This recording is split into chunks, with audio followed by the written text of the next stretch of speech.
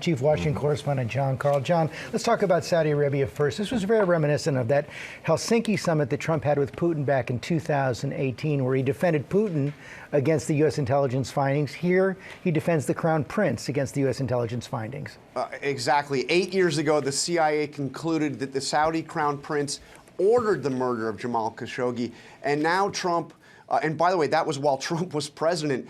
Back then, Trump told me that Saudi Arabia would have to pay a price for what happened. Now, he is absolving the Saudi leader of responsibility for Khashoggi's murder, and even seemed to be suggesting that it may have somehow been justified. A stunning turnaround. But George, I think it's also important to point out that President Biden also warmly greeted the Crown Prince, recognizing that Saudi Arabia is a crucial player in the Middle East and a critical U.S. ally. Right, but he never denied that the Crown Prince had something to do with the assassination. Let's talk about Jeffrey Epstein. Major political defeat for the president, but we really don't know what's going to happen now with the files.